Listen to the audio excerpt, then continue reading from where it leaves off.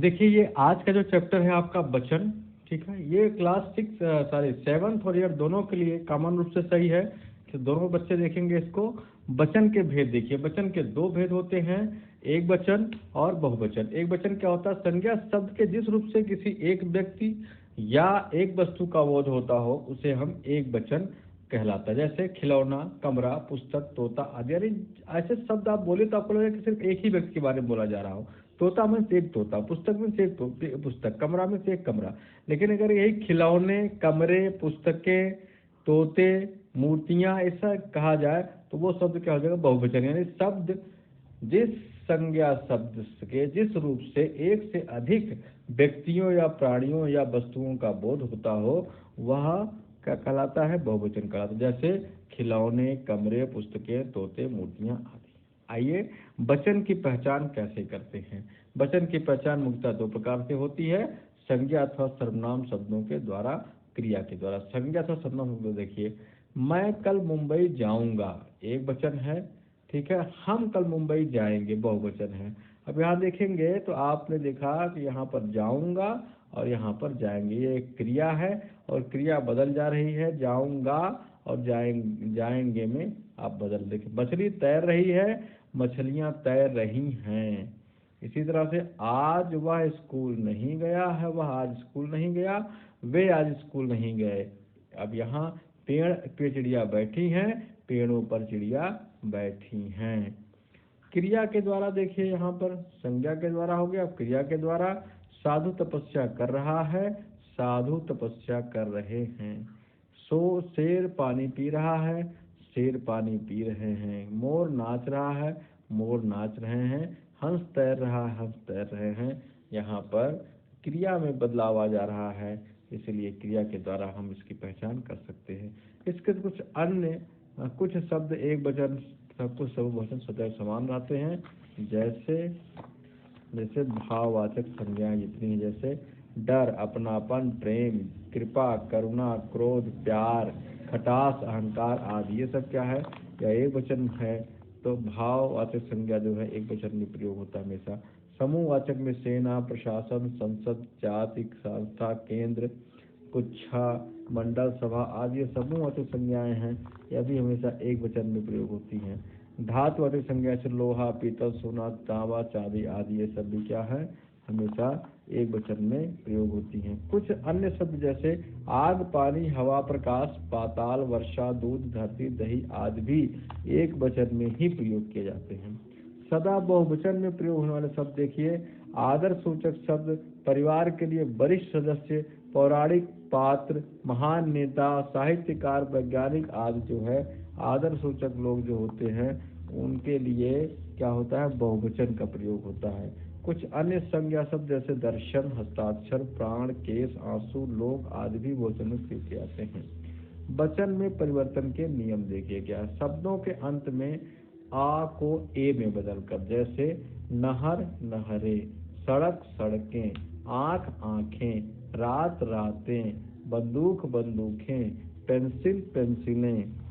Pulling शब्दों के अंत में आ को ए में बदलकर, डिब्बा, डिब्बे, कपड़ा, कपड़े, चूहा, चूहे, रुपया, रुपए, घोड़ा, घोड़े, बच्चा, बच्चे।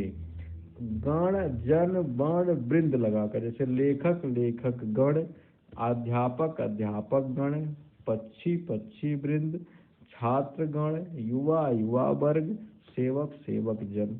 स्त्रीलिंग शब्दों के अंत में आ के साथ ए लगाकर, जैसे कक्षा, कक्षाएं, सेना, सेनाएं, माला, मालाएं, कन्या, कन्याएं, माता, माताएं, लता, लताएं। इसी तरीके से स्त्रीलिंग शब्दों के अंत में ई को ईया में बदल कर, रीत, रीतियां, विधि, विधियां, जात, जातियां, मछली, मछलियां, आरती, आरतियां, आरतियां, कली, कलियां। एक वचन से बहुवचन में जब ऊ और औ को अंत में होने वाले शब्दों में ए लगाकर, वस्तु, वस्तुएं, धेनु, धेनुएं, गांव, गांवें, धातु, धातुएं, ऋतु, ऋतुएं, भाव, भावें। स्त्रीलिंग शब्दों के अंत में या लगाकर, जैसे चूहिया, चूहियां, बंदरिया, बंदरियां, बिटिया, बिटियां, चिड़िया, चिड़ियां, बुढ़िया, बुढ़ियां, गुड़िया, गुड़िया। अब आइए कारक, पढ़िए और समझिए। माँ ने बच्चे को चम्मच से खीर खिलाई। उपरोक्त वाक्य में रंगीन शब्द अपने साथ आए संज्ञा शब्दों के साथ शब्दों का क्रिया के साथ संबंध बता रहे हैं। जैसे माँ ने खिलाई, बच्चों को खिलाई, चम्मच से खिलाई। आपने देखा कि वाक्य के अंत में तीनों संज्ञा शब्दों का सीधा संबंध वाक्य की क्रिया से आता है, ये कारक है। संज्ञा अथवा सर्वनाम के जिस रूप से उसके संबंध क्रिया अथवा वाक्य के अन्य शब्दों के साथ जाना जाता है, कारक कहलाता है। यानी संज्ञा या सर्वनाम के जिस रूप से उसका संबंध क्रिया अथवा वाक्य के अन्य शब्दों से जाना जाता है, उसे कारक कहते हैं।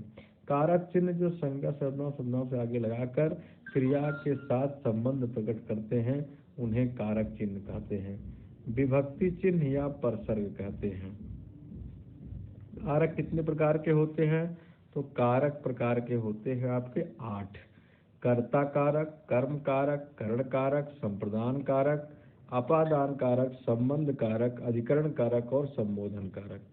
ठीक है। अब यहाँ पर आपको एक एक कारक के बारे में बढ़िया से देखने को मिलेगा। ठीक है। कर्ता कारक किसी कार्य को करने वाला कर्ता कारक कहलाता है। कर्ता कारक का कारक चिन्ह ने होता है, किंतु कभी कभी इसमें चिन्ह का लोप भी हो जाता है। जैसे सुहानी ने कविता सुनाई, अब तुम घर चले जाओ। अब यहाँ ने नहीं है, लेकिन फिर भी ये पहचान, कर्ता कारक की पहचान करने के लिए वाक्य की क्रिया के साथ कौन या किसने शब्द का प्रश्न लगाकर किया जाता है, यानी जो उत्तर में प्राप्त होता है वही कर्ता कारक होता है। कर्म कारक, वाक्य में क्रिया के व्यापार का फल जिस पर पड़ता है उसे कर्म कारक कहते हैं। कर्म कारक कारक चिन्ह को होता है, इसमें कभी कभी चिन्ह का लोप होता है। जैसे मीरा ने पत्र लिख लिया, माली पौधे को पानी दे रहा है।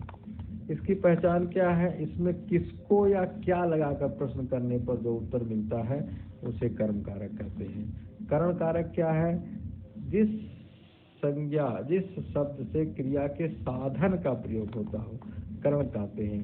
जैसे इसका जो चिन्ह होता है वो से वाक्य द्वारा होता है। जैसे सेब को चाकू से काटो, या लिफाफा डाक के द्वारा आया है।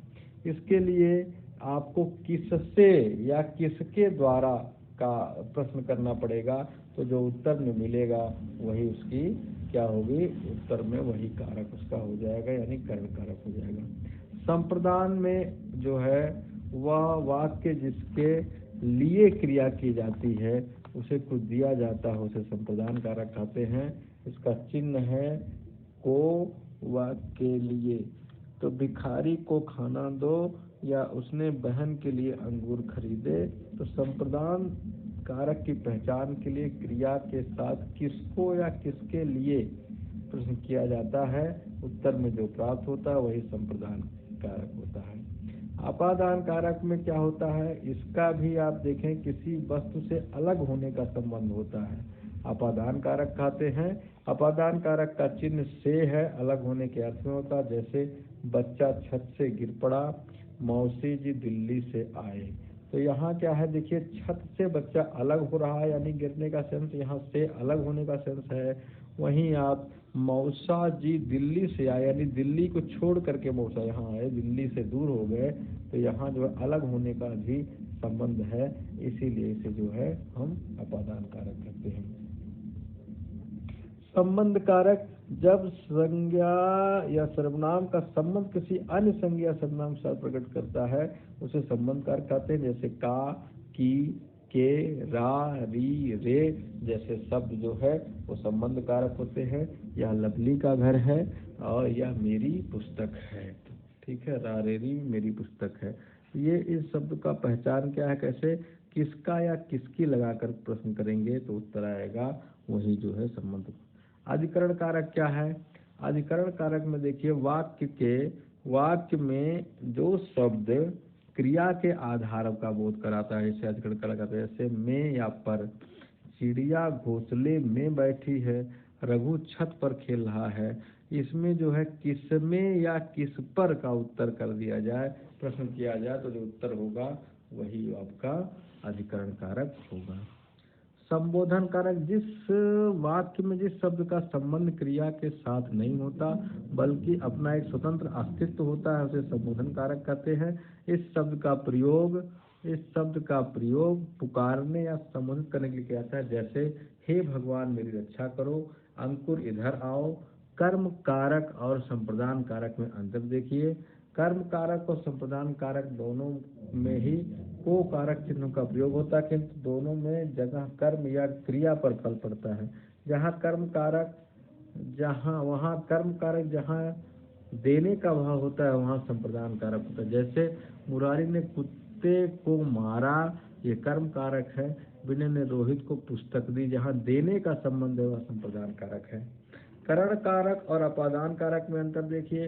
दोनों को विभक्ति में से है, लेकिन इसमें करण कारक में क्या है, वह जो है करण कारक में चिन्ह का प्रयोग साधन के लिए किया जाता है, यानी किससे आए, जबकि यहाँ अलग होने के संबंध में किया जाता है। वृक्ष से आम तोड़ रहा है, इस तरह से अलग होने के संबंध में किया जाता है। अब आइए अभ्यास देखिए, यहाँ पर आपको टिक करना है। इससे पहले भी आप संज्ञा में तमाम जो चीज़ें पढ़ चुके हैं, लिंग पढ़ चुके, वचन पढ़ चुके और कारक पढ़ चुके, तीनों का ये क्वेश्चन आंसर है। तो ये आप इसे सॉल्व करेंगे। ये देखिए, ये आपको दिखा दे रहे हैं पूरा क्वेश्चन। नीचे दिए प्रश्नों के उत्तर दीजिए, ठीक है। रिक्त स्थानों की पूर्ति करिए। दिए गए वाक्य के रंगीन शब्दों का लिंग बनाकर पुनः लिखिए। दिए गए शब्दों में लिंग बदल कर लिखिए। दिए गए वाक्यों में रंगीन शब्द बनाकर लिखिए, ठीक है। इस तरह से देखिए, ये सब क्वेश्चन आपको दिए गए हैं। ये क्लास 8 के क्वेश्चन आंसर हैं।